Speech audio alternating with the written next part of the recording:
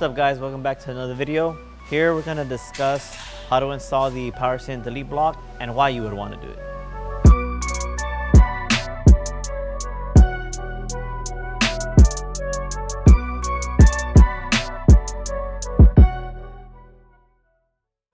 So now the reason you would want to delete the power steering in the first place is one, it helps free up load from the engine since you're deleting the whole power steering unit itself. And another thing is power steering, it actually helps give you a more comfortable feel to the roads. So it creates a dull feeling in the steering. With deleting the power steering pump, what you get is you get more road feedback, more feel, better response on what the road's telling you.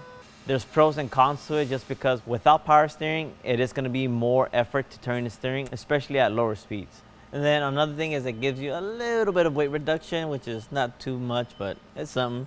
Every pound counts. So if you are looking into deleting your power steering, this is the proper way to do it.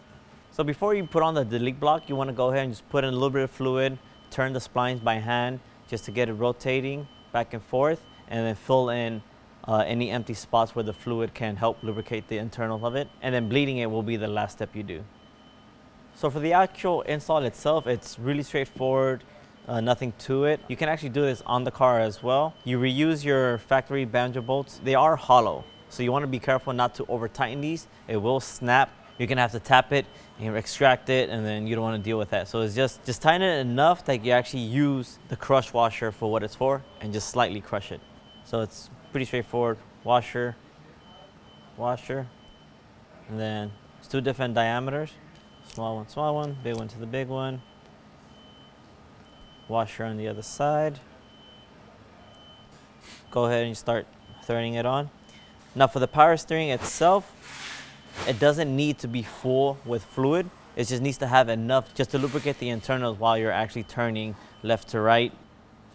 There, just like that. So see, just snug, not over tightened. Now if you look up here, you can actually see we have a little bleeder screw.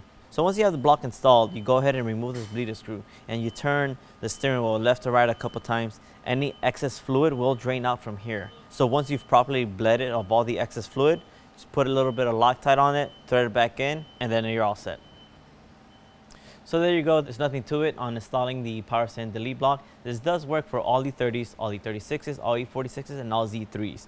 Now when it comes to deleting the rest of the accessories for the power steering, which is your power steering pump, power steering lines, and power steering reservoir. If your engine has a separate belt that drives the power steering pump alone, just remove that belt and then you're fine. If your car shares the accessory belt that goes through the water pump, alternator, and the power steering pump, you are going to have to do some research and find out what works for you to find that shorter belt. So that's it. Thanks for watching. Stay tuned for more videos.